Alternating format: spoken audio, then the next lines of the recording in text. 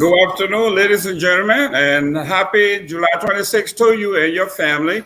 I am Jerome Gimme, your host from beautiful South Florida, with my co-host from beautiful Canada. We have George Tullet. We are going to be talking about issues that are beautiful politically and also patriotic. It's not all about politics. We're going to be talking about things that cut across our party lines, and we owe our duty, our civic duty to our country and to our people. So at times we put aside our political differences and discuss issues and come up with issues or solutions to some of these issues. Today we are going to be talking about some very important issues, and we're going to give you time to call in or send in your comments so we can discuss them together. Don't shy away. If you want to take on Mr. Tula, you can call us and we can bring you on. If you want to take on myself, we can do the same thing. I'm going to turn this thing over to my co-host, Mr. Tula, to introduce himself and tell us what he's doing. And then he will read for us in chronological order how we're going to conduct the show today. Yeah, Mr. Gaiman, it's nice being here again, folks, out there in social media land, Facebook, YouTube. Welcome to Focus on Liberia, and today we are talking about very salient issues. We are looking at the sinking of the vessel, right? We are going to be asking a couple of questions. Can we get a fair and impartial investigation into the issues that led to the ill-fated journey or travel of that vessel that caused it to sink? We want to ask the question, should we manufacture vessels in Liberia, small seaworthy vessels? What does this mean to our desire for manufacturing? Talking about creating the capacity to make such very important seaworthy thing. Or we can as an addendum, look at the importance of having passable roads, 4 seasons or all year round passable roads that will make travel easy during the rainy season, so people don't have to get on very, very rickety boats going from Monrovia to Sino during the rainy season. To Maryland during the rainy season. We ought to look at the Battle of the Tombs. Why Liberians putting more value on the dead is a very important question. Liberians have always placed value on the dead, and we're going to look at the Battle of the Tombs. All right, we're going to look at McGill and Gunn, who have done more for their dead. And then lastly, we'll look at the politics of African independence. We'll look at Liberia, the Liberia group. Why was the Liberian delegation to the All African People's Conference booed in Accra in 1958? We're going to look at these very important things. It's nice having you along for the ride. And Mr. Gibman, I know it's going to be very important. Very a nice exchange again. It's my pleasure being here. It's my pleasure having our viewers, and I say welcome to everybody. So let's go ahead. Well, we're going to be as honest as we can. We're going to take politics out of this, even though politics is in everything. We want to be Liberian for once, so we can discuss these issues. Say, I want to be Liberian. Don't say we, because I'm not part of that support for kleptocracy and all kinds of things. You see, my brother here from the Liberty Party, from the CPP, for the past 15 years, 12 or 15 years, my brother was in power. He and Charles Bronski, they were partying, they were drinking champagne. In fact, I heard you and Charles Bronski had a taste for Dom Perignon, the best of the best. Now today, because we are in power, all of a sudden now you are an advocate for the poor. You took out your suit and your tie, and now you're wearing bonbon and you're wearing the Bassa Devil dress, so you can identify with the poor. In actuality, you are actually wealthy, well connected. You are a source of our problem here. So let's take the politics out of this. Now let's go to the sinking of the vessel. When the vessel sunk, it didn't only kill CPP, it didn't kill Liberty Party, it didn't kill CDC, it killed Liberians and guests of Liberia. And this is something serious. So the question we are asking, how is this possible? My brother Tule here, we are going to throw some lights on possibilities. And is it actually possible for us to actually go to the government or the institution that are, to me, are at fault for this vessel sinking and asking them to actually do the investigation? Can we get a fair and impartial? All that we do in the United States, we do an independent investigation. Mr. Tule, your 5 cents or your 2 cents on this?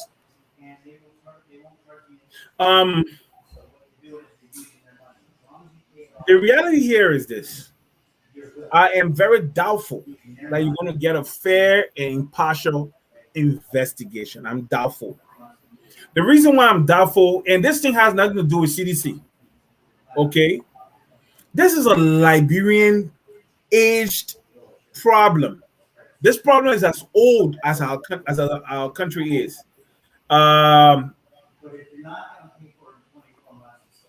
From the inception of our country to now, because of the way, the fraternity that governed the nation, everything in the nation was subjugated to the interest. We have something in the background there, guys. Yeah, okay. Everything in our country was basically subjugated to the interest of the members of the fraternity. It doesn't matter what, as long as the interest of the whole collided with protecting the interest of the members of the fraternity. The members of the fraternity interest had priority, was more important than that of the majority. And that culture have been like that. You know, a typical example, I come from Lofa County. When there's something serious, the men will go into the society bush to go and discuss the issue there. And they settle it among themselves and present a unified front when they come out. So sometimes that unified front is counter the interests of the majority because they have to protect powerful souls or powerful people in the society. It's part of who we are as a nation. The interest of the whole takes a back seat to the interests of individuals who are rightly positioned.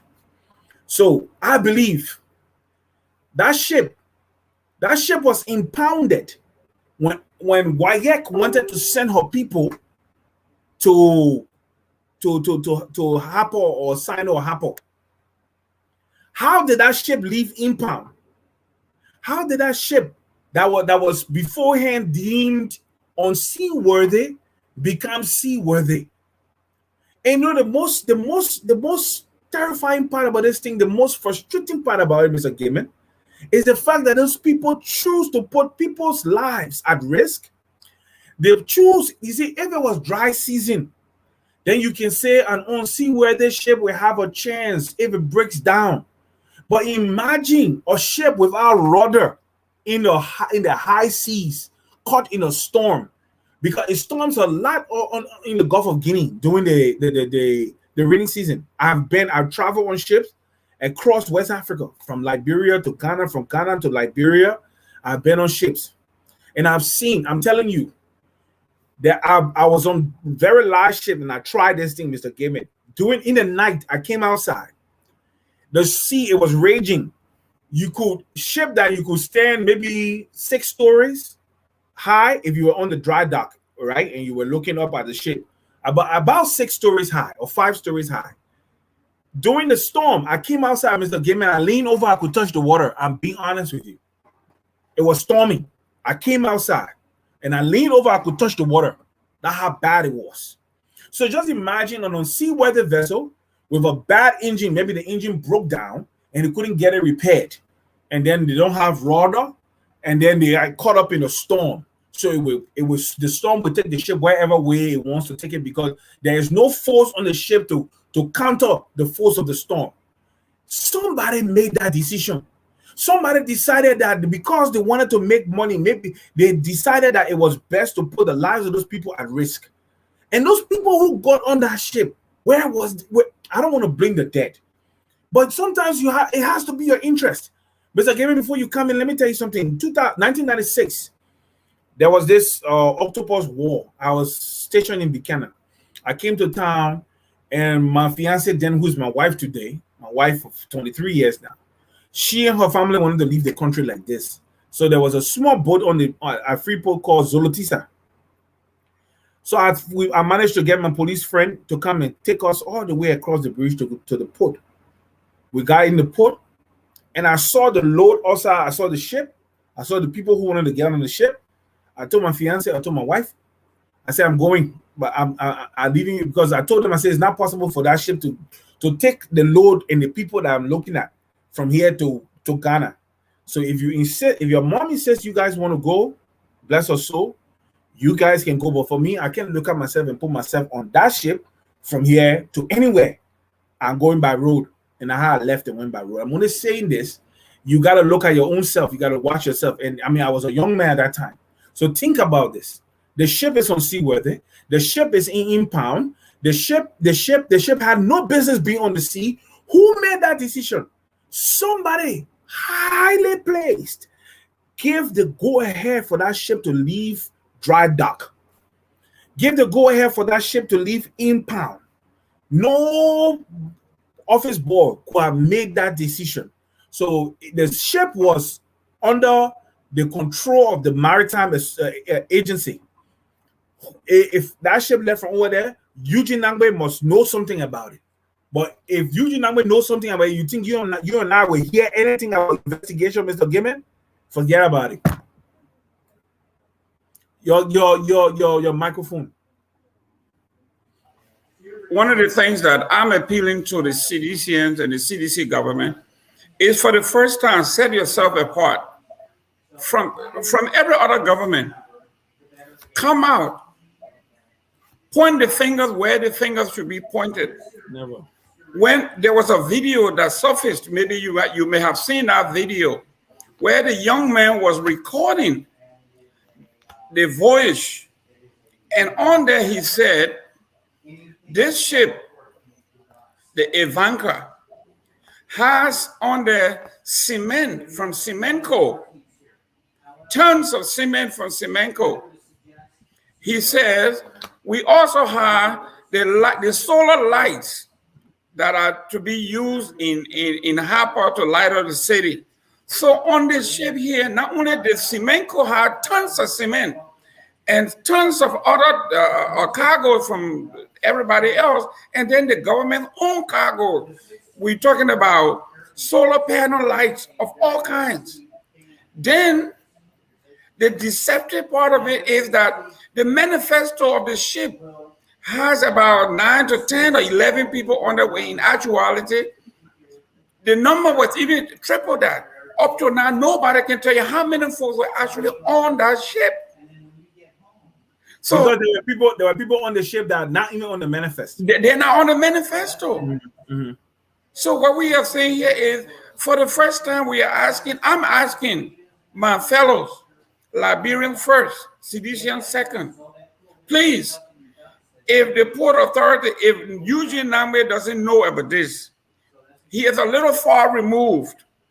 But what about Bill Troyway, the managing director of the port? He is the closest person to me.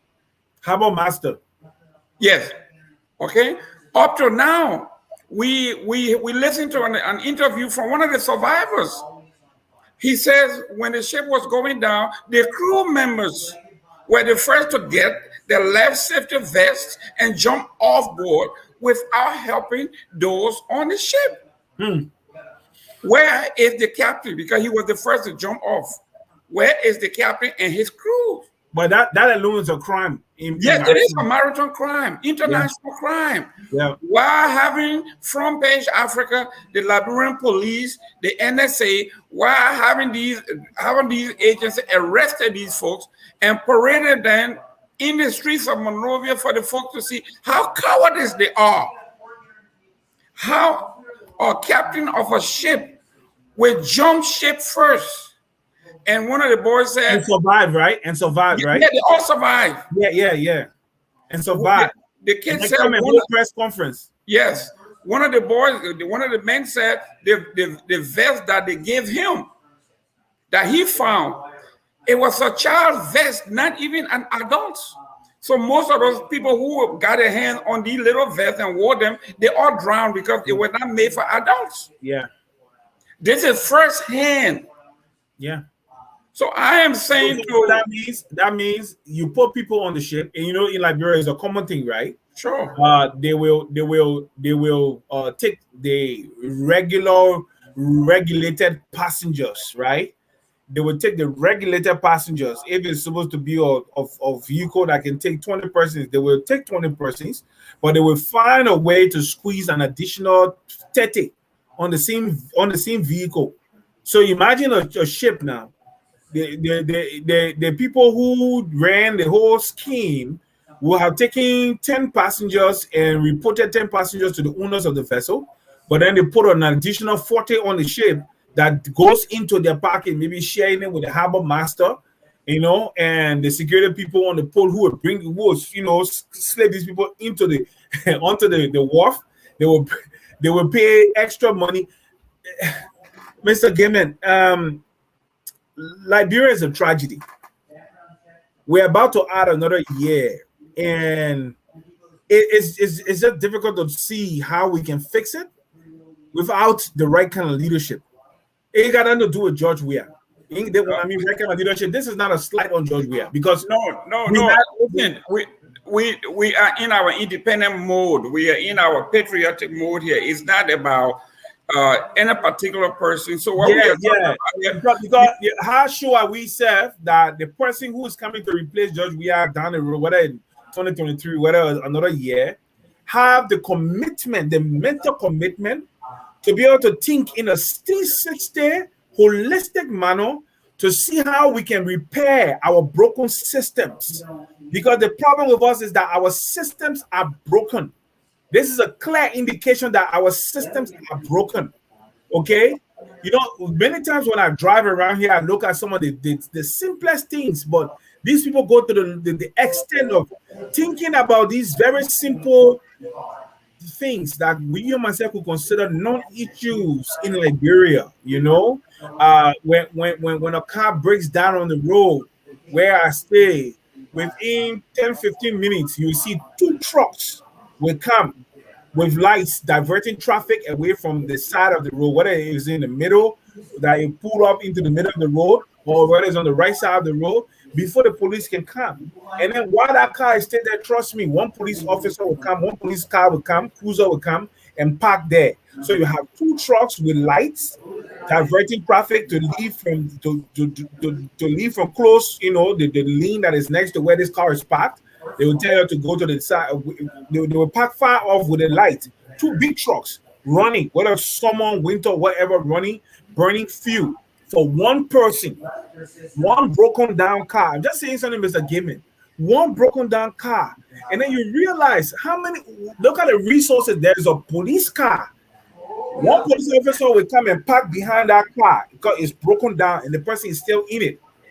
Until a tow truck can come and take that car from where those resources, the logistical resources will be assigned to that place to ensure that person's health and well-being. I'm only saying this to say, how can it be the death of one Liberian is important to all of us, Mr. Gaiman? Because the life of one Liberian, is important to all of us. It should be important to all of us.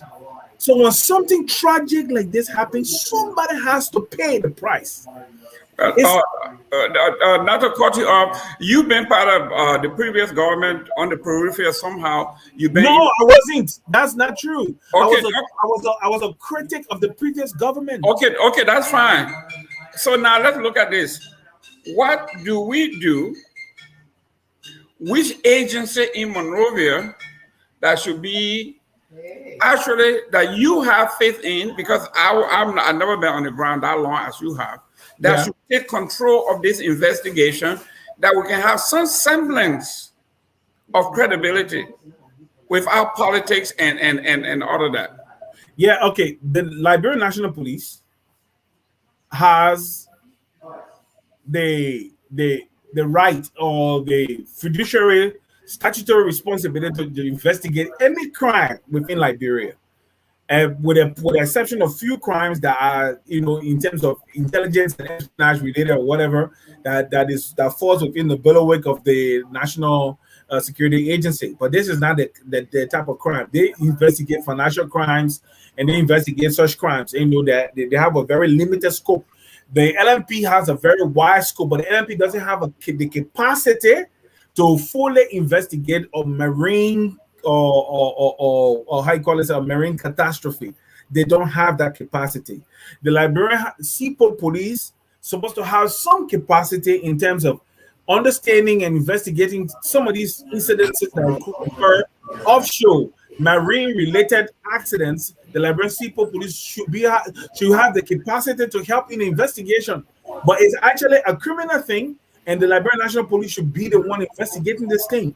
The problem here is this, like I said to you, there will be senior hands that will be held accountable if this investigation is free and impartial, as we are seeing. So I don't think, I have zero hope. I think this thing will just remain like this. You remember we talk about the 5 financial services professionals that lost their lives within a short span of time.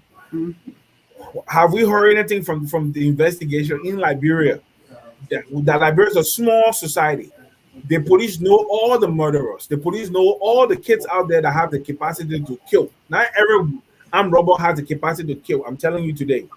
If there is a rape anywhere, the police know which armed robber have the braveness to the mind to go and rape somebody.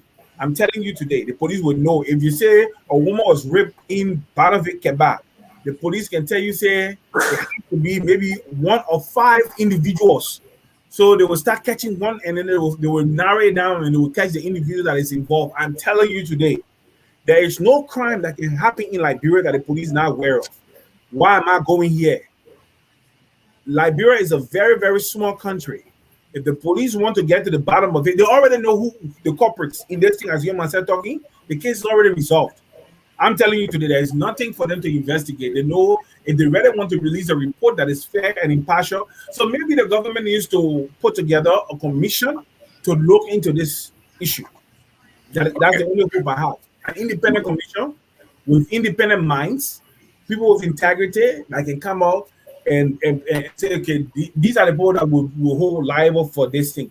But like you myself talking right now, the captain and his crew members, they're supposed to be already in custody. Because that's negligence, that's negligent homicide, that's killing people due to negligence. I agree with you 100%. I think the 2 big names that I'm familiar with that are good friends of mine, they're a member of our party. We talk about Nangbe and we are talking about Bill Twawe. Those 2 names, to me, they presently, as I speak, they are my primary suspect. Both of those guys are my primary suspect. I'm going to start with them. I know CDC can come after me, whatever they want to do, but those are my first suspect. Well, we spent enough time on this. We will come back to this in our closing. Let's go to the battle of the Tone here. Yeah, but before you go there, you ask a question. You say, should we manufacture vessels in Liberia? Yes. We do not have the engineering capacity to manufacture vessels in Liberia. Yeah, but this is what we are talking about. If we can, you and I have been talking for years now that for us to actually have massive employment on the local level where it does not require a degree, if we're going to build a middle class, we need manufacturing, because that's what we do in the West. Canada, Liberia, Mexico, even if it means tailoring clothes like Nike does in China, creating sweatshop to just sew and produce uniform. These are things that we are asking our government and every one of us to do. Based on what we just saw, where they built a ship in Liberia in 4 months, according to the investigation, it was built in Marshall Magibi, where they are now trying to build sea vessels. So what does this do to our plea for manufacturing to create job on a massive level? Yeah, but you see, the thing about it is this: it's not just putting the vessel together, right? That makes it seaworthy. Uh, Vessels here, for instance, in Canada, they No, I'm have just to. talking about Okay, manufacturing as a whole. manufacturer as a whole is very important. Uh, we can create the capacity if we have the desire to do so. We can create the capacity because even that you're looking at. I'll give you a common example. The Chinese are coming in the night. They stay right off the boundaries of the territorial water in the continental shelf, and they catch our fish. They do it to every country that doesn't have capacity. They come smiling at with you, building roads and everything. They have these huge ships stealing. We need to create our capacity to harvest our own fish and bring needed foreign exchange to Liberia. Mr. Gamer, you and I know how much money we've spent on seafood in the West, how expensive seafood is. Our lobster, the spining lobster, is very expensive, and it's a very good seafood. It's plentiful in West Africa, especially off the coast of Liberia. We don't have the capacity. So yes, manufacturing, we can even manufacture these small size fishing vessels. It's not difficult. The only thing about it is the will. Where's the will? You create the capacity because we have the opportunity for growth. We have the opportunity to harvest. We have the opportunity to build. So we can look at low technical areas that doesn't require a lot of technical know-how, a lot of creating a lot of expensive machinery and stuff like that. Making these seaworthy vessels is not very expensive, especially these small boats. Not very expensive or very highly technical thing. Yeah, that you- but we talk about quality control here because it doesn't make sense if you build even a quality boat like the Ivanka here. The Ivanka here could have made it to Harper, but I don't think it was built to carry tons of cement from Cementco. Thank you. I don't think it was meant to carry light poles and cargoes of all kinds. I mean, if you saw the cargo, it was this high above the brim, and they put tarpaulin over it. And the gentleman said, Cementco is opening a new depot in Harper. And this vessel could have been actually made properly for the capacity, but to go 300% beyond the capacity. So this is what I'm saying. Agree. Quality control. Why would manufacturer do No, but that is not quality control. That is not quality control. That's why in the West they have low masters for such things. When you load in a vessel, there are a lot of physics that goes into it. It could just be that the load wasn't properly distributed, and the ship pitched in high seas. The load shifted to one side, and there's nothing you can do because you don't have you can't reshift 2-3 tons of cement with your bare hands in no time because the ship already listing, and if it starts to list, the load starts to drop over and it starts to take on water. That's it. That's all she wrote. So it's a simple logic, like you said. Every ship has particular amount of tonnage that it carry. It's not a trawler. Even trawlers have certain weight that it can carry. If you exceed that, then you are putting the lives of your crew members and the entire vessel at risk. So like I explained to you about Zolotisa. When I saw Zolotisa, it was like a flat bottom top sitting at the wharf. And I saw the people and I saw the load. And I told my wife then, I said, my fiance then, I said, ma'am, Suya are going. There is no way me, the son of Jeremiah Tule, will look at myself and enter that thing to say I'm leaving for here to go to Ghana. That lie. I'm not doing it. I love my life too much. That's how I left and went to Gaka and went to Banga and fought my way out of Liberia. I'm just saying that it's that the ship could have been very seaworthy. The ship could have been very, very seaworthy. But if it is over, then the funny thing about Mr. Gimman, if you overload a car, a couple of things will happen. It could make an accident, we agree, but that is the extreme. The other things that could happen, the bearing, the wheel bearing could get destroyed. It get broken down. You park it on the side of the road, right? And then you look for another one and take the load from this one and put it in that one and keep going. But imagine high seas in the rainy season with the kind of gale force winds and pitching of the seas. You put an overloaded small vessel on that sea, you are endangering the lives of the passengers and the crew members on that ship, and even the cargo and the ship itself. That is just simple logic. Simenko wanted to do it. Simenko have the right to say, you know what?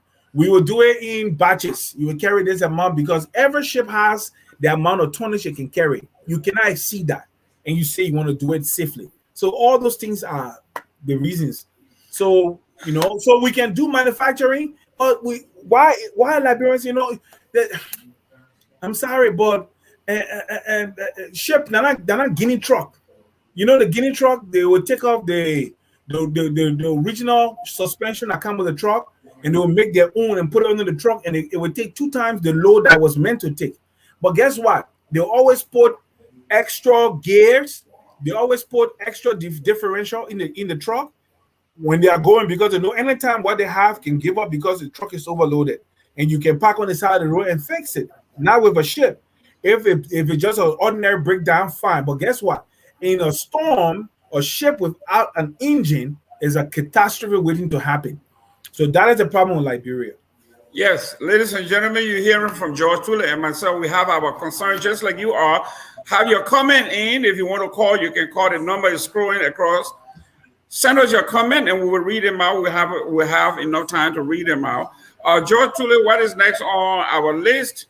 I know Liberians, I got people texting me. The battle of the tomb. The battle of the tomb. What is going on in Liberia? I mean, you and I have been talking about power. We've been talking about, I think Front Page Africa made something similar about the Dara Dillon thing when they wrote on there. I think they said the power of arrogance or something like that. What is it that when we get into power, you, myself, we are not excluded because we are not in power? My father used to tell me, as a wise man in Grand Bassa County, he said, when you guys are 10 and you are crossing a river, and the first person that got into the river didn't come out, the second didn't come out, the third, all the way to the 9, you are number 10. And if you jump in that river, you are actually an absolute fool. So I'm saying here, if everybody that you and I have trusted, we have been talking about people that we have been pushing, once they get there, they start to do things that are abnormal. Should you and I venture into this water that is swallowing all of these people? Is it possible that you and I are the only angel that will survive this river that have swallowed 1,000 people? What is going on in Liberia? Now we are going from being poor. You and I used to compete in school. Who would be the valedictorian? Who would be the salutatorian? Who would be this? We were competing to be who the best. Now we are seeing people are building more mausoleums that are better than where human beings live. What is going on in this place called Liberia on our Independence Day? Mr. Gilman, what is going on in Liberia is like I said. I told you. I said the situation in Liberia is quite hopeless. And I don't, as much as if you see me, I have not really made any comments about the whole tomb thing on Facebook because I'm just deflated. It shows. And we all know. You see, the funny thing about it is that if you look at, sometimes I have been very, very tough on Gilman and what's his name, Twe here, and I'm Gilman and what his name, McGee and Twe here, McGill and Twe, and I've said that they are the two people holding George Weah presidency hostage. And I'll be frank with you, this is just a clear indication of that. And you remember when they took a picture and they put their hands in the mouth like this and they were telling Liberian people to keep quiet because it was their time to eat and everything. So they're just eating. It's their time. There's nothing new under the sun, It just shows a reckless disregard for the ordinary man. You know, it's like this. They don't care how the people will feel. I know previous governments that made the same mistake. I know previous government made the same. Previous leaders in Liberia thought they could continuously take the lives and the feelings and the respect of the people for granted. And what will happen is the Liberian man is a very funny man. He is able to ignore you, or he's able to look at you and he will have pent up anger, but he will keep his feelings inside. And he will tell himself that it is okay as long as he can buy his rights and everything, but he will listen to the talk around, and it will only cause him to internalize these grievances until one day the grievances will pop up to the top and will overflow, and then he will react in a way that defiles logic. And that is what I see.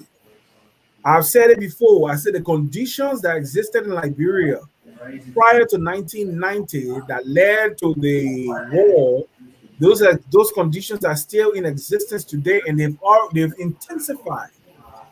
What is happening now is when you look at McGill and the whole intention, the whole desire to build a mausoleum, to put air conditioning, DSTV, and all that nonsense, right? We want to respect the fact that his mother died, but the fact is he is politically naive, all right? He is taking the placid nature of the Liberian people. He's taking it to be something to be taken for granted. So as a result, he feels he and his elk, they feel they can do anything to Liberia, because that with the kind of hunger that you see, the kind of struggles that you see in the country, you take over $100,000 to build something for a dead person. It doesn't make any sense, all right? And it's only to show that these guys are only in power for themselves. They don't care about the ordinary person who walks down the road. Mr. Gamer, understand something now before you come in. With the expansion of that money, you know that we still do not have the ventilators that we need to treat COVID in Liberia, at least 5. That you can say we have a COVID center on Star Base, then they have 5 ventilators, so that the most critical patients can be put on respiratory care. We don't have it. And how much is a ventilator?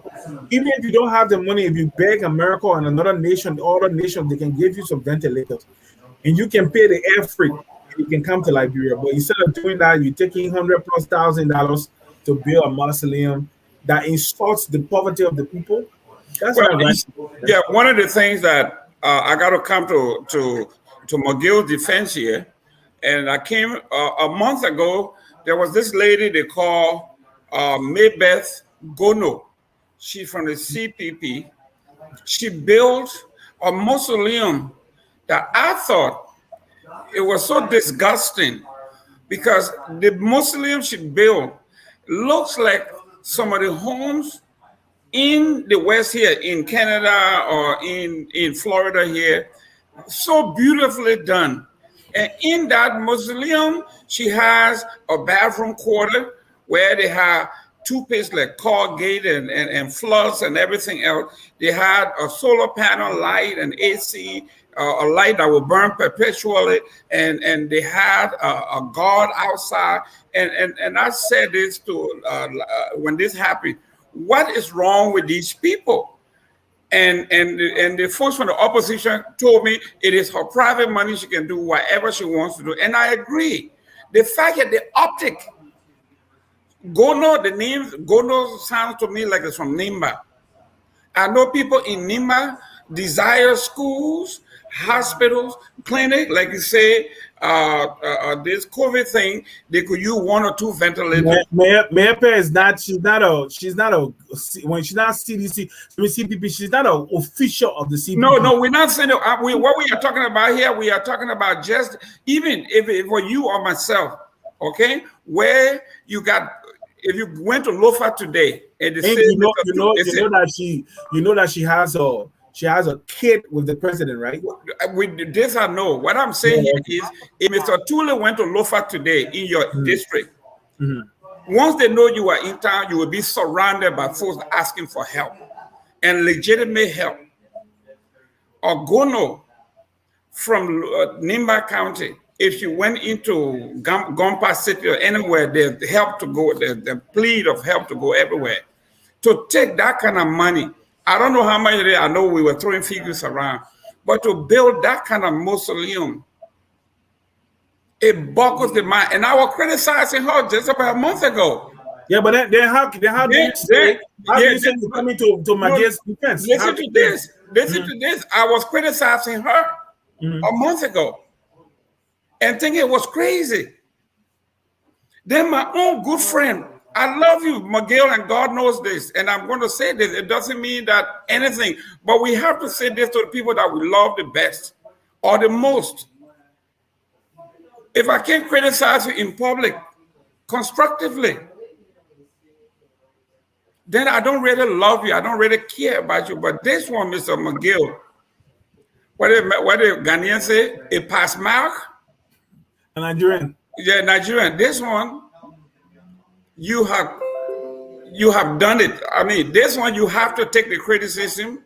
I think whether it was your own money, it doesn't matter. You have worked in government long enough. You've been hanging around Georgia long enough to have money, but to spend that kind of money on, I love my mother. Tule loved his mom.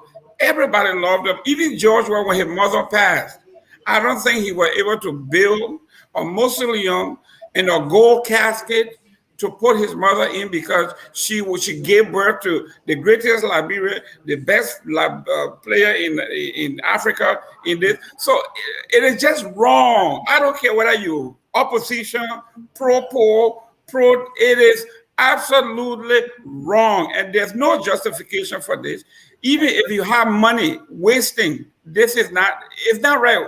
People say this is not a time. That's not true. It would never be a time where you can waste this kind of money. We all due respect to your mom to waste that kind of money. Yeah, okay. Fair enough, right? For me, it doesn't make sense. When normally I talk in the, I always say it's better to be penny wise than nickel foolish. I think critically. I believe in being penny wise. When I look at that kind of money, to expend that kind of money, I sit and think how many persons I can send $100 to that can change the situation for even just a day, or how many rent I can pay in Liberia with that kind of money. I'm just sitting how many orphanages that I can send food and books and pencils to for that kind of money. That's how I think. To be honest with you, it's not unique to just Maggie and the rest of them. I can tell you successively how governments have lost touch with the realities that are around them, because they get insulated with so much wealth and opulence and luxury that they tend to forget about the reality of the existence of life just outside the gates or outside the doors of their air-conditioned cars or outside of their offices. You see, they get inoculated from poverty. It's like they cannot feel the pain of the normal man anymore, because their lives are so well to do now, and that is a Liberian problem, and it's so much so. And what makes it worse is that the McGill and the Twe, their mouths were dragging in the sand in CDC. He used to sit on the compound and make calls to different citizens of influence for them to bring money for him to be able to get gas and get this as chairman of CDC. I told you how I know fully well that I used to work across the road from CDC and Mobile Molu. I've seen him go into the office of the chairman of the company I work for handouts to help with certain things. And I know for a fact, because I had a conversation with the individual. Where am I going with this? You do not forget where you came from because you have suddenly seen wealth. Always remember You think his mom would have loved to see the money expended on her burial in such a way? You think I don't believe any mother would love that. I don't believe any mother. My mom would never love me to waste money like that on her. Give her a decent burial. There's something called decent burial, a burial with respect and everything. But to go above and beyond into the land of opulence and luxury, the dead body is already empty. It's an empty shell. That person is already gone. All right. Think about the living, okay, and forget about the dead. I mean, because you can bury the dead, but the living will still be here. So when you say you hold Maggie responsible, I also hold him responsible. And I can tell you the callousness of his actions, it only depicts how he views Liberia and Liberians. These people are out of touch. They don't understand the pain and the suffering of the people living across Liberia, even the boroughs, Newtown, West Point, that stood online to vote for them. They are disconnected from these people. Those guys will not drive their luxury vehicles into those places anymore. They stay away. They abstain from going to those people because what? They have been voted for. They are already in office. They are waiting. 2023 will come and they will still go to those people and tell them lies. So, excuse me. What McGill is doing is not unique to CDC, but it shows the kind of callousness of his heart, how his heart is disconnected from the reality of the lives of our people, how the poverty of our people do not affect them anymore. Like I said, they have been inoculated from the realities of the existence of the people in Nigeria. Mr. Tule, thank you very much. I think we're going to go back to our, we want to read some comments, but in the meantime, before we go to that, I want to tell my fellow Cedicians this. I love to beat up on George Tule. God knows when I come out here, I want to give it to him every day. But on this one, I want to be according to what Barack Obama said. I will take my lumps and learn from it and come back better. Mr. Tule, you are giving me a lot of lumps on my nose, on my face, on my head, because what did folks say? My folks put my head out there, not knowing, you know, when you're going up country and you're driving out of bushes road, you see the bushes for the start. When you put your hand outside, it will whip you. Yeah. And if you know that, if you know your terrain, and you know you're going to Venjamin, and you go to a narrow path where the strawberry is all on the road, you either drive slowly or tell everybody to put their hands in because we're going through a tough spot. Because you, the driver, you, the captain, you know the road. This time, Mr. McGill, you should have known the beating that the president takes, that we defend, because most of them are not his fault and those are made up. But this one, this particular one, it is not made up. It is what we call unforced error. You're just walking and you know that this is a slippery place and you decide to run instead of walk. And when you fall flat on your face. And when people start laughing, you say, oh, you are inhumane or inconsiderate. No, you brought this on yourself. So let's go to the back room and see. We got some comments to read, and then we will actually go into our independence, the message, which is independent Africa, what it means for us, Liberia's independence. Are we independent? Should we celebrate? Let's go, Chief. Go ahead, Mr. Tule, you the man. Read it for us. Let's respond. Someone said greetings from Wisconsin. Yes, for the cheese country, we love you. Thank you for calling River Pro. There you go. Where are the Coast Guards? The Coast Guard should inspect a boat vessel to make sure it meets all operational requirements. Before we go, don't pass this, sir. I'd like to make a comment on our regulatory bodies, right? Our professional regulatory bodies do not have capacity. What do I mean? The Coast Guards don't have vessels. They don't have simple going out boats, sea-going boats, and these things cost like $200,000, $250,000. You can get some. I'm talking about these small, very fast, go fast boats that you can use to board vessels to check for seaworthiness. Apart from that, this thing loaded on dock.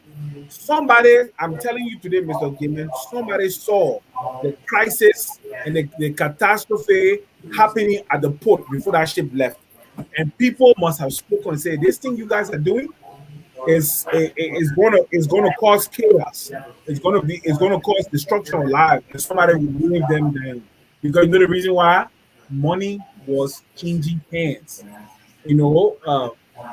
Money was changing hands, and because of that, the sanctity of life was ignored. Okay, let's go. So they don't have vessels.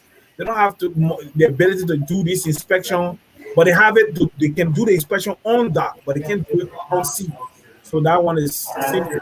The captain should be charged for abandonment. Yeah, I said he should be charged not just for abandonment, but the captain should be charged.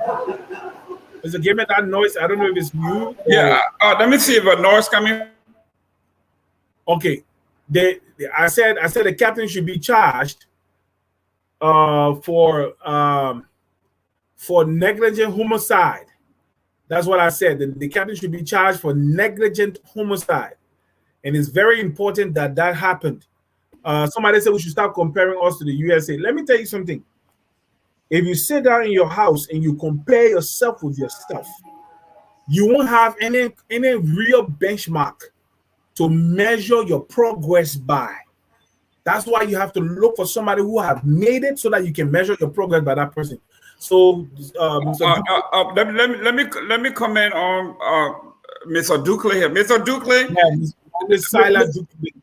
Dukley, don't feel that we are knocking CDC. We are not attacking the government. We want the government to be better. I'm a CDCian myself here, but we have to, if we are going to do things right, there's something called best practice. You want to go to where they do it the best, and you can emulate them. If we know now that we need vessels, instead of giving our legislators $1.5 to $2 million, which is $50,000 each for them to go on their merry ways and do all that stuff. Do you know that 2.1 or 2.3 or $1.5 million could buy one or two good vessels that would, or you can buy, if you give the United States military, Coast Guard, $1.5 million, $2 million and say, give me all your inspector left over. Okay? They will tell you, I'm telling you this because the superintendent of Grand Bassa County came to me in Florida and I put up a bull for fire trucks. And basically almost every county in this area had an extra one that they could give if we were willing and able to ship it, pay for shipping and all of that to Liberia. So if the Liberian government came to the United States Coast Guard, even not the U.S., but into a particular state like Florida, and say, because in the state of Florida, I guess same thing in Michigan, it's not even the Coast Guard, but the Sheriff Department have their own water safety program. Yeah. They have their own helicopters, they have their own boats, they have their own gunboats, they have everything that protect the territorial area of our county for drug trafficking, and if there's a distress, before the Coast Guard get there, our Sheriff Department is on scene. So they have the capacity to do that. So we are not knocking Liberia.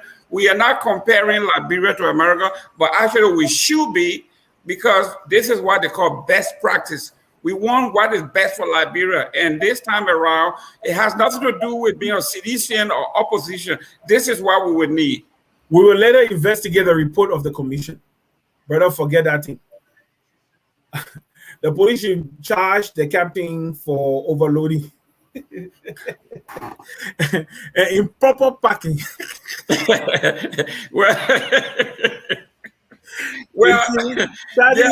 Charging him at a point, because the thing is, they should have known the tonnage. Every bag of cement weighs 100 pounds.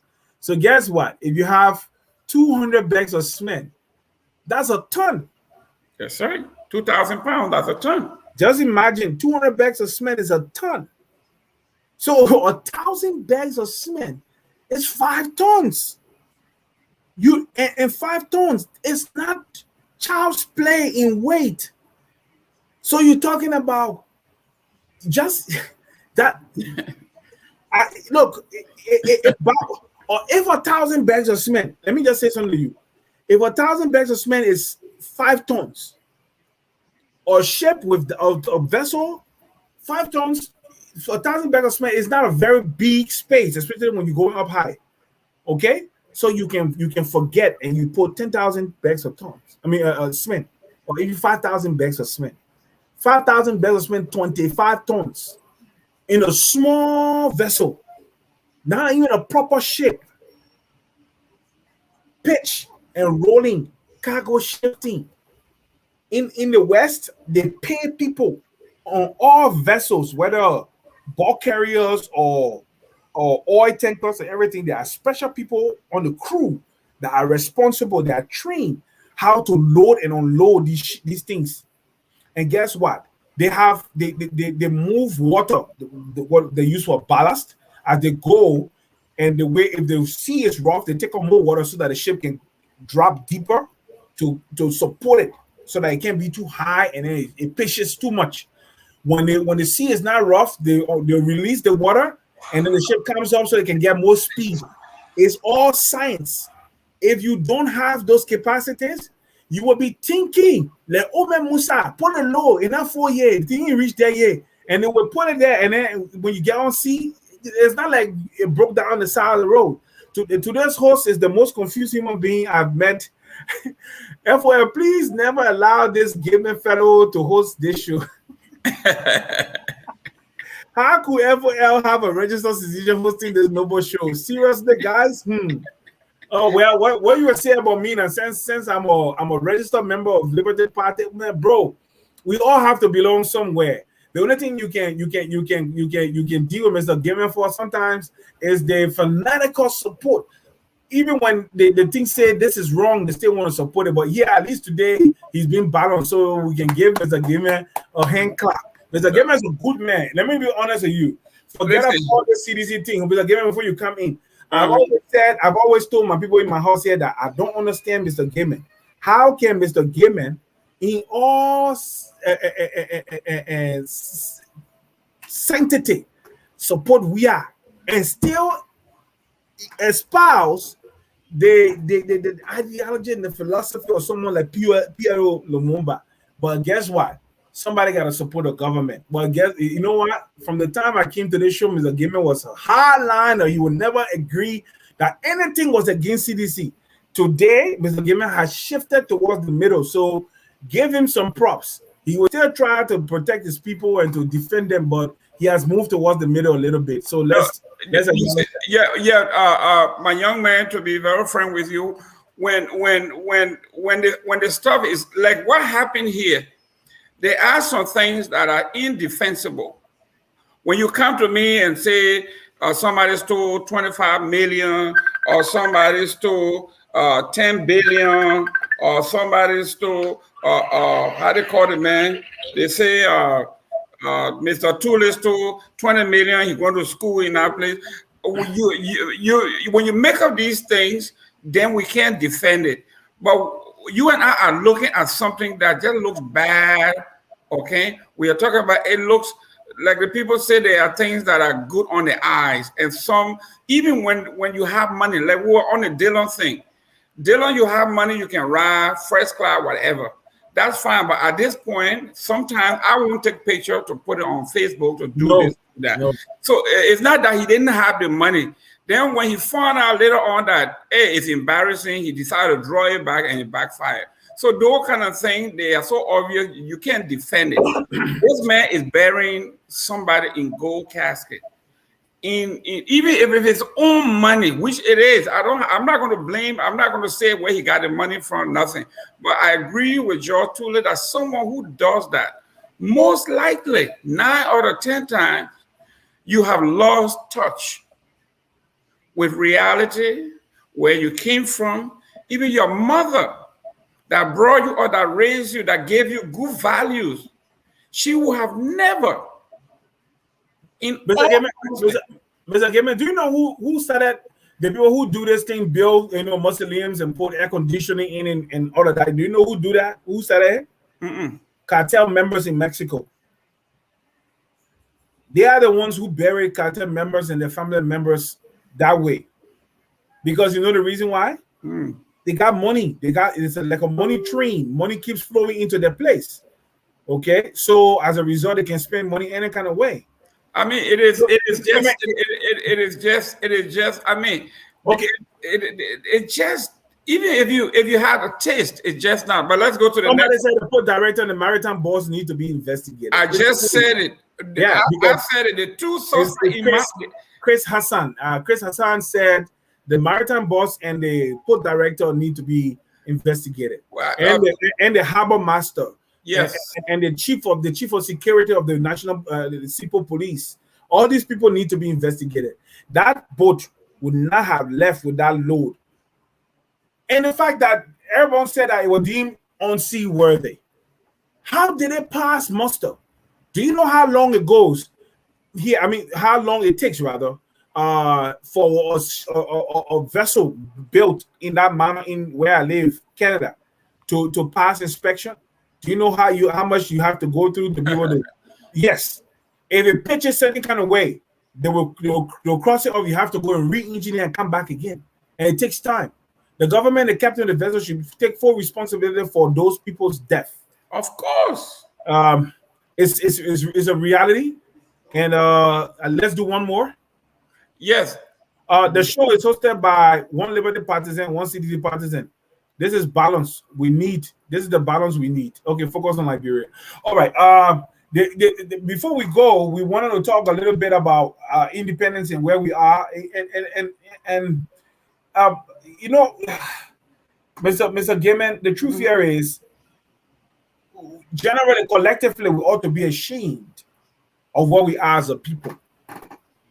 There's nothing to be proud of in Liberia right now. As a nation, there's nothing to really be proud of. I'm being honest with you. This one has nothing to do with any political party. I will always give that disclaimer because I'm not attacking CDC. If I want to attack CDC, I call their names.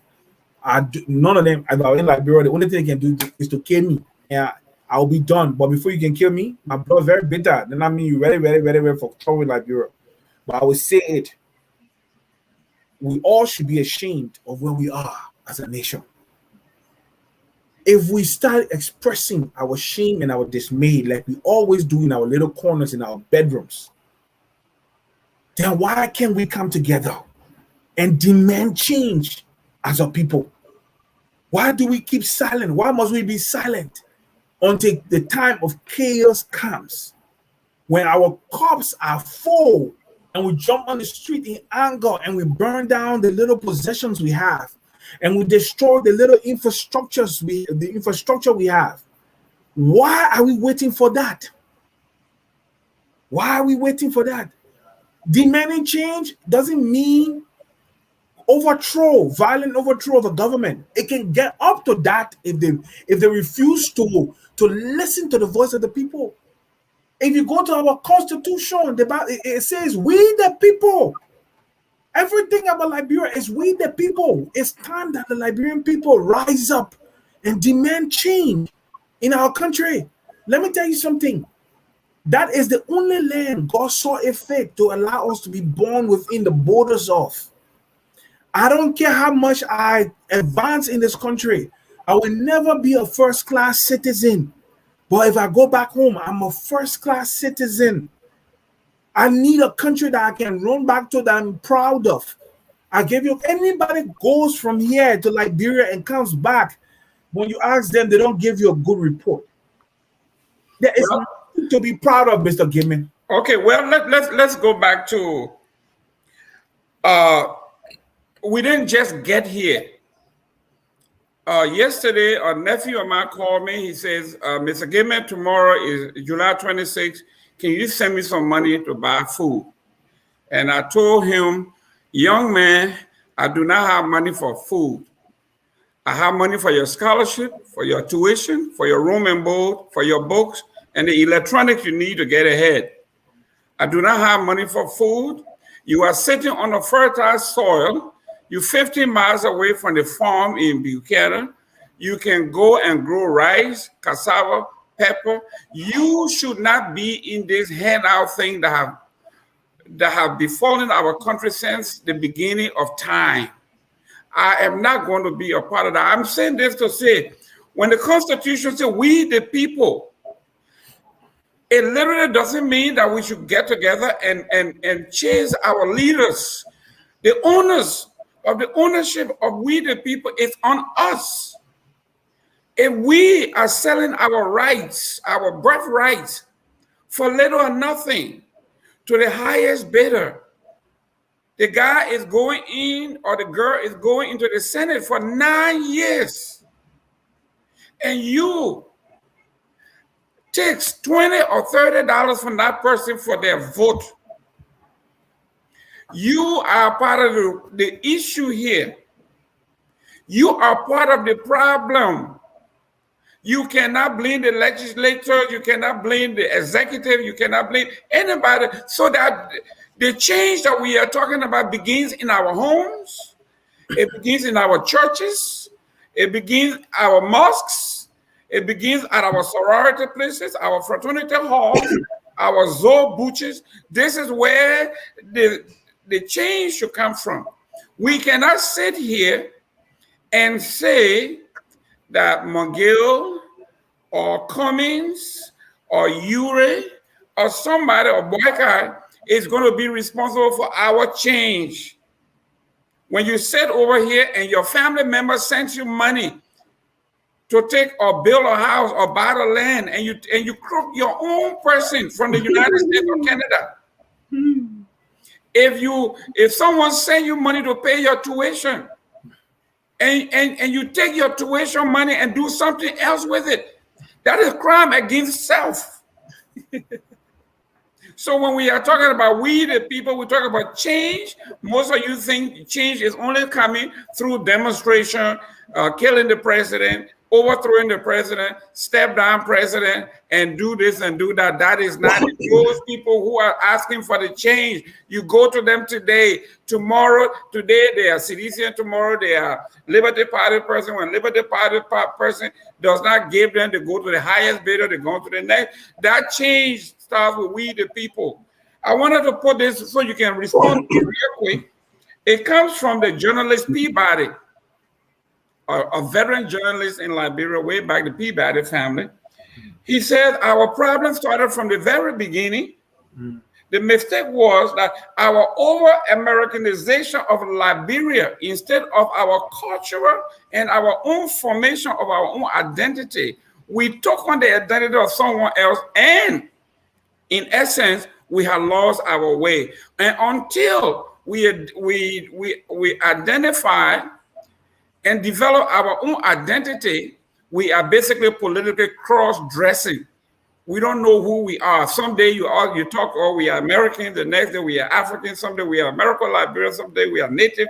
We just all over the place. So we do not have an identity. I want to see your take on that, Otule. What Mr. Peabody is saying here. He said this a long time ago, but I just pulled this up for us to look at it to bring this into context. Yeah, okay. The uniqueness of this situation, right? Is very. Other African nations never had this issue to deal with. When it came time to independence, it was the colonials against the colonizers. So the battle lines were drawn, and they knew who they were. So it was white people on one side, and then you had the colonials on the other side. In Liberia, we have an identity crisis. I agree with you, and it evolved into what we call the Congo Native divide. And the funny thing about it, like I said, it's so interwoven. I am the offspring. My mom is completely Congo, and my dad is from Lofa County. So I sit in a place where I can go to Atherton, and my forebears, the graves are there, and they have their culture, and I can go to Lofa, the other culture that I identify with the most. Where am I going with this? 3,000 persons declared independence. 3,000 or a little bit above, maybe 3,200 persons declared independence.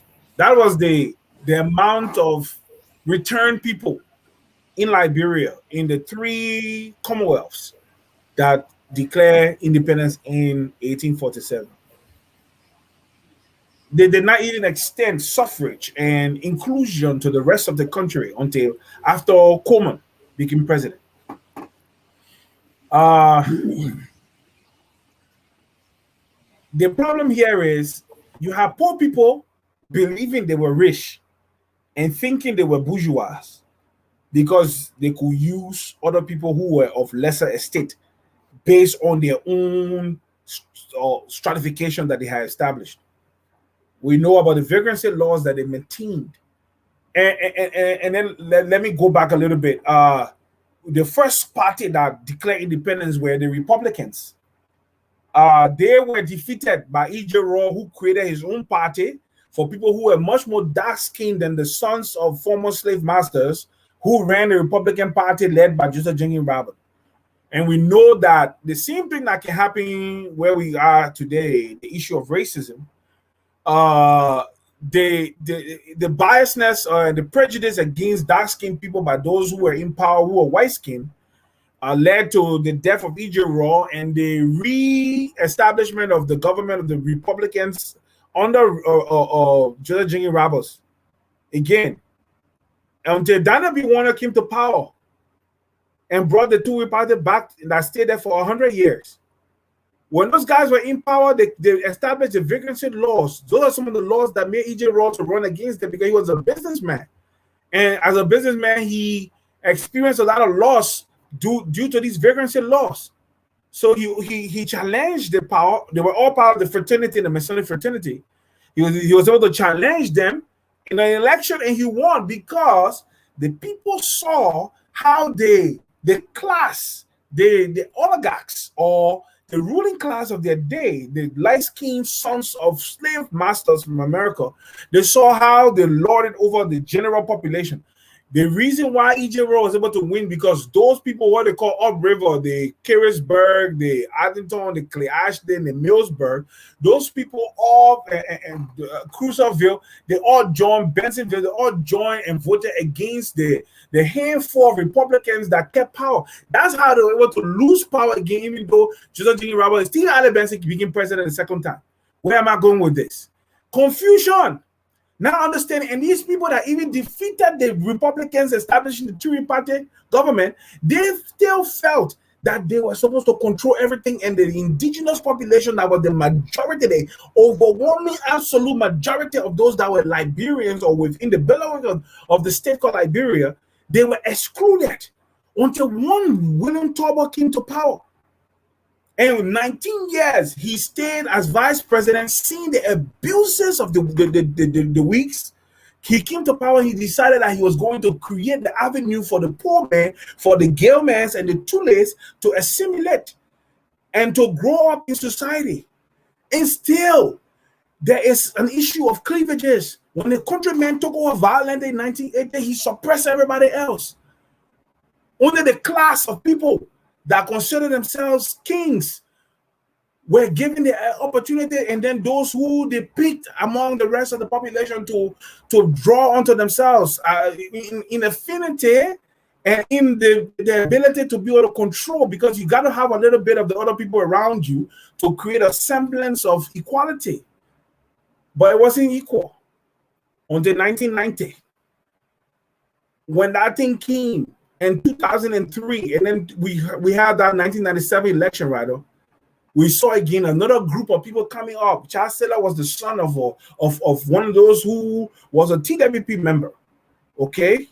And what did he do? He thought he was going to bring back, but there was a mixture because he had to work with the people from up, but still the understanding of who we are as a people, Liberian dream, what we want to accomplish as Liberians. No. It's always the little group of people who consider themselves the powerful to aggrandize at the expense of the majority, creating a lopsided field where poverty is accentuated. And inequality is accentuated. Poverty becomes the rule of the day for the majority. Everybody got to wake up and fend for themselves. So we the people is never a thing that is realized. Everybody say leave the people thing, but when they forget to know that the people think that they are leaving is their thing, because it is we the people. When we the people rise up and say enough is enough, we want what is for us. When they signed, when concessions are signed, they do not go into those concession agreements to tell the people, hey, you must leave certain infrastructure on the ground. You cannot run. Listen to me, Mr. Gaiman. There's a very big gold mining company right now. We're operating somewhere in Bapolu, Grand Cape Mount County. Not Cape Mount, Bomi, Cape Mount. Yeah, Cape Mount. What in Kolakone area? I think so. There's a very big, because I just saw a snippet of their video with they got tons of machinery worth millions, hundreds of millions of dollars. They got rock trucks, they got Mercedes-Benz trucks. I'm just looking at the operation. Do you know, Mr. Gaiman, they have a very small footprint environmentally, not environmentally, infrastructure-wise, outside of the enclave. What I'm saying is that the people, the common man, people around them, there are no infrastructure on the ground for the common people to benefit from, only those within their fence.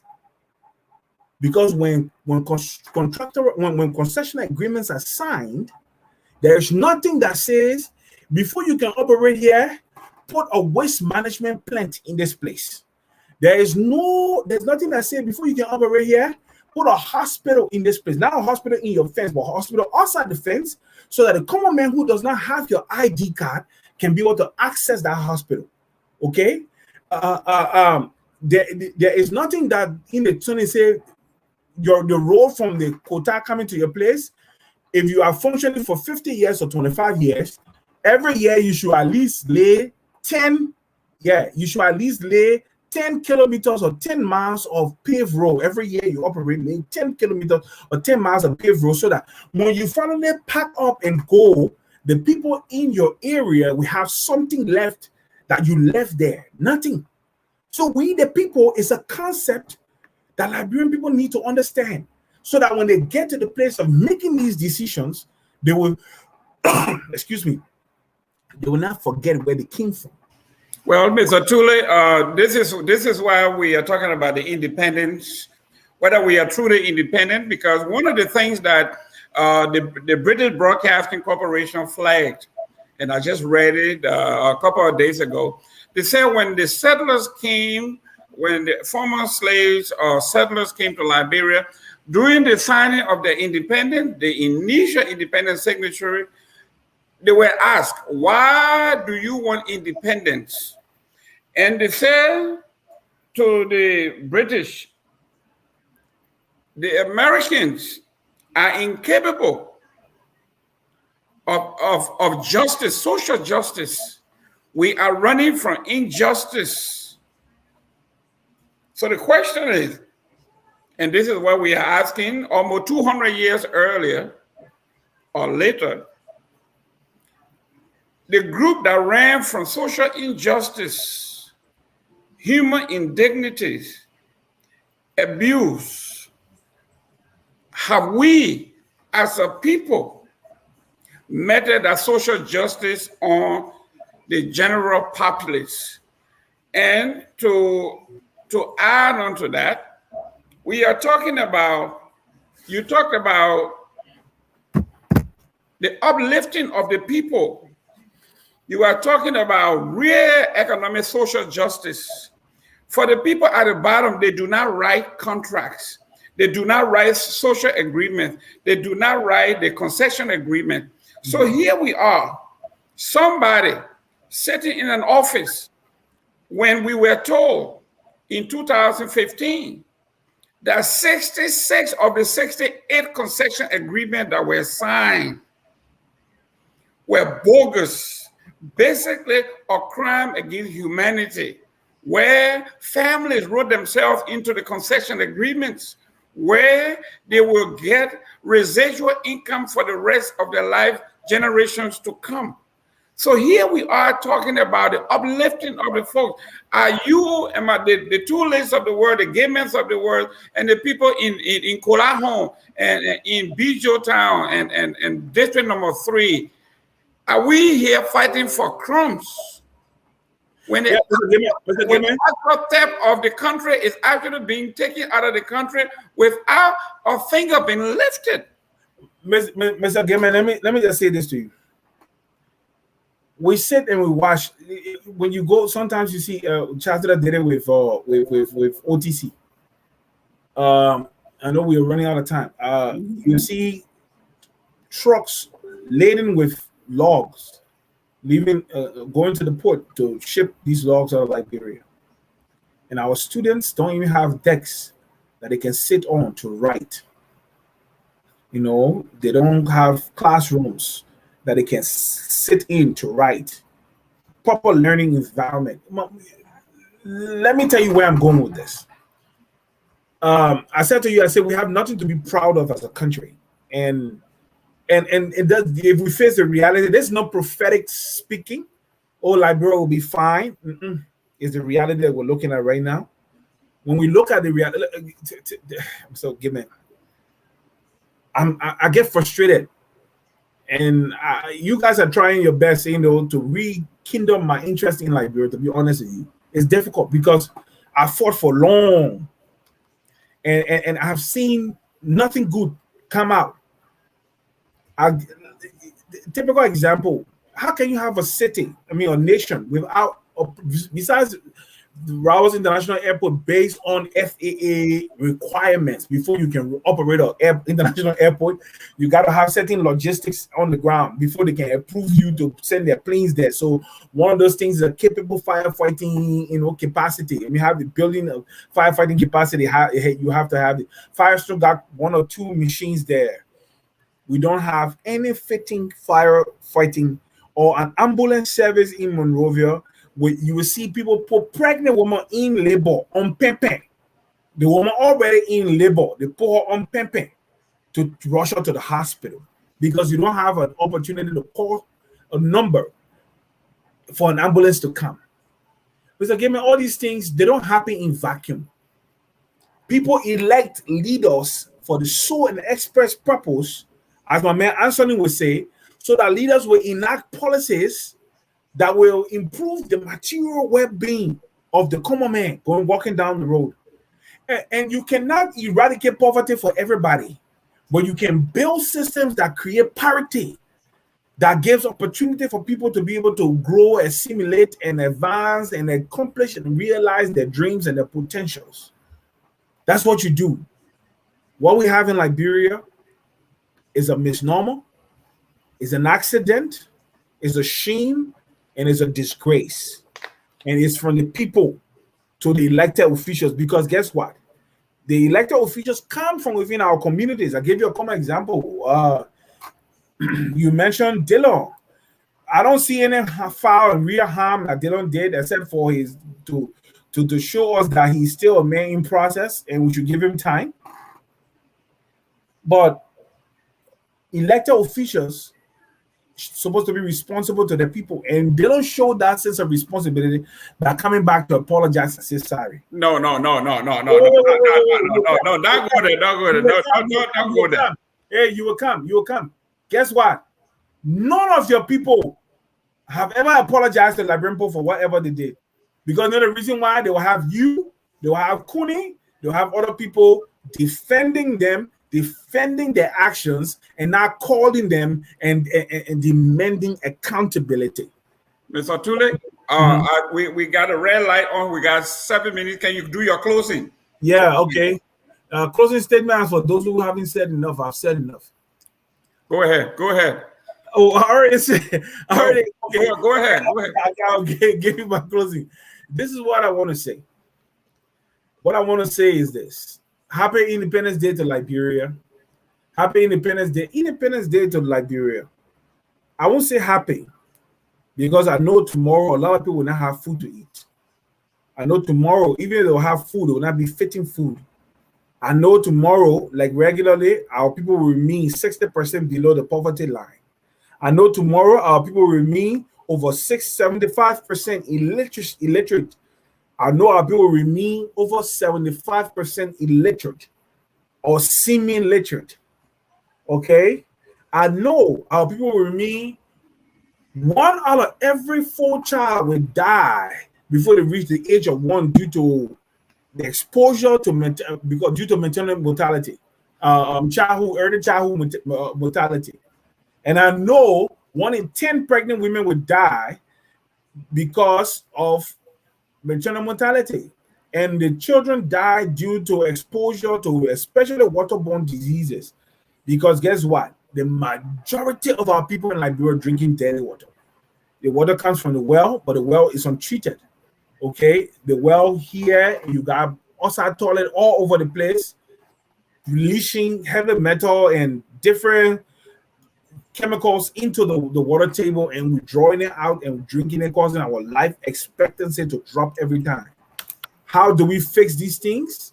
We fix these things one at a time through, first thing, having leaders that know how things work, leaders that can think critically, leaders that have ideology and articulated ideologies at that, leaders that have the heart for the people, not in the sense where everything has to do with girlfriend, boyfriend business, no, but leaders that want to change and improve the material well-being of the Liberian people. When we have that situation, then we'll be fine. But for now, I would say Independence Day and not happy Independence Day to Liberia, because we are in serious trouble. Thank you very much, ladies and gentlemen. That was George Tulip, my able-bodied co-host and friend, intellectual from the other side. He usually make mistakes. Like today, he was doing very well until he said Dylan got caught. And he apologized. Listen, Dylan wasn't going to apologize until Rodney Sear decided to squeeze him. It doesn't matter. He apologized. It's just like a criminal that goes to court and say, George, please give me a lighter sentence because it's my first time being caught, or it's my first time stealing. And then the judge turns around and say, no, sir, it may be your first time being caught, but it may not be your first time stealing. And Mr. The Front Page Africa article made it clear this man is a pathological liar. He's going to lie again. Anyway, we are coming to independence. I will come to the close here. Who doesn't lie? Even the pastor we are coming to the close here. And independence to me means that we, the people, sitting on a fertile land, like me, I'm taking my family as an example. I told every one of my family members sitting in Buchanan and Monrovia should not call me for rice or food when we have a farm 15 miles from Buchanan where you can go and get your pepper, your potato greens, your cassava leaf, your cassava. Everything you need to be self-sufficient is right there. You do not need to do what the settlers did in 1818 when they will wait for the U.S. ships to come and bring mackerel oil and fish cup and all of those things because they were new to the land. We have passed that. We should live off our land. The land is fertile. Don't complain that the people from Mali and Ghana are coming and taking over our land. They see something that you don't see. They are selling pepper, cassava leaf, potato green to you who were born and raised in that place. So nobody calls me. And Mr. Tule, I want every Liberian that is listening to send messages to your family. They should not call you for food. They should call you for tuition. They should call you for books. They should call you for computers. They should not call you for food, and they should not call you to send them data. It shouldn't happen. Secondly, set a planning. Mr. Gaiman, that is not viable. You know, go ahead. This is what that's my stand. That's what I believe. We are talking about city planning. We have to work on city planning. The Muslim kids, about a year ago, there were beautiful kids that died at a madrasa in this place. The house caught on fire. The fire truck came nearby, but could not get because there were no spray rolls. There were no address. To get to the place, you got to go between homes and this and that, and the fire truck will not get to those kids, and those kids burn to death. Terrible. And as I go to Liberia, I see the same thing. People are building everywhere without city planning. It is terrible. We are talking about internal migration. There was a little girl that Kwame Weeks interviewed.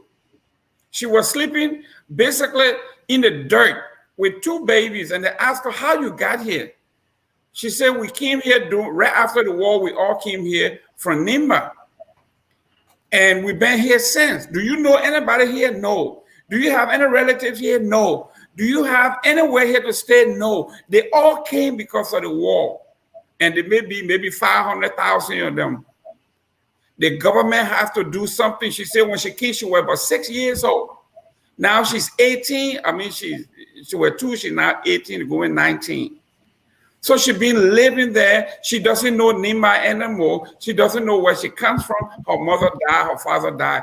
So the government has to make a policy about repatriating these people. I know 600 million is not enough to do all of these things we are talking about, but it has to be done. And finally, we are talking about roads.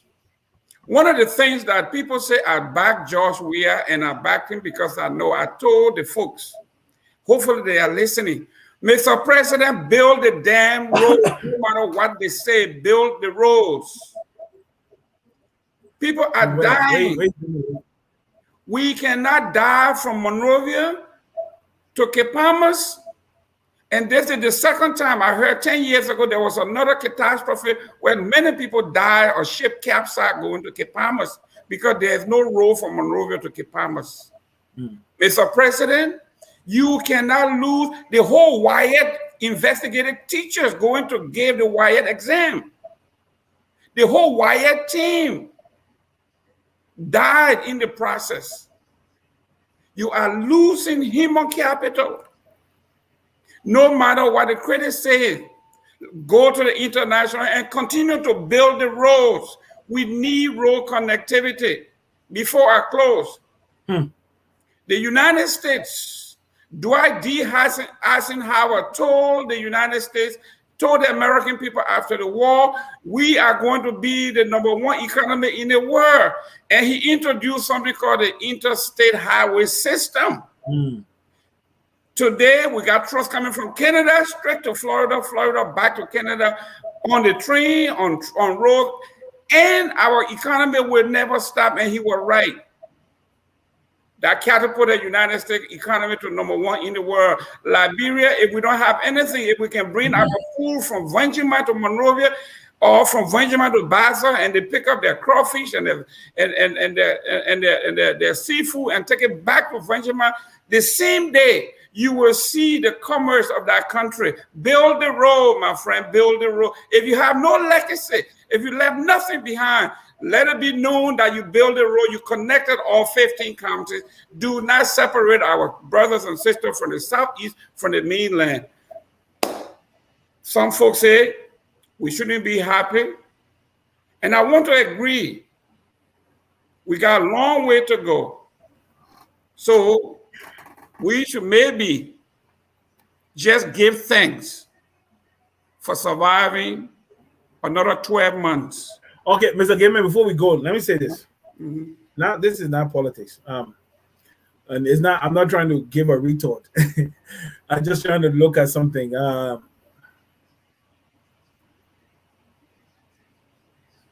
ask the question all the time. After all these years of being in existence, where do we start?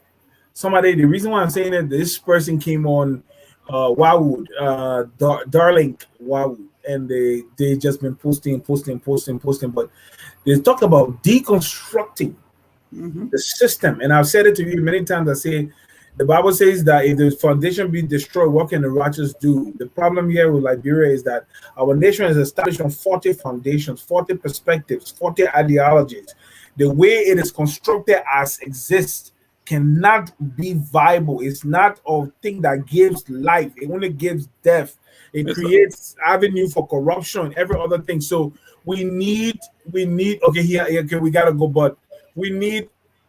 I think tomorrow, I mean next Sunday, is a game. I'm saying it now. Let's just do something on independence and what we are and the Liberian dream. Excellent. Okay. And Mr. Tule, you are right. And one of the reasons that I am so hard on the opposition is you and I know there are two things that are holding Liberia back from the foundation. One is the unitary policy. A government that has a unitary policy or unitary system that give all power to the president, that makes the president king, tells you that no other position in the country matters except being president or king of the country. And the second fault that we have that we need to address is our dual legal system. No country can have a legal system, one for the constitutional officer in Monrovia, and then we have a tribal system that says whatever happens in your territory, you take it as you see fit. We have to reconcile this stuff. We are either Liberians or we are not. You cannot tell me that somebody offends Mr. Tule, and I go to Tule and the devil comes outside and say, you can't come here, and then it ends. It shouldn't happen. Because we got to go, so we'll talk on the same topic. We want to invite all our viewers. Let it be interactive. Call in, write in, let's discuss it, but we have to get to the bottom. We got to rebuild Liberia. Other than that, thank you very much. Let's have a celebration. Enjoy yourself. Stay safe. And as usual, we end our show by our song that says we are all Liberian, no matter what. Thank you very much, and see you next Sunday. We will return to our regular 4 o'clock next Sunday. Thank you very much, and God bless. Maybe. We are Liberian.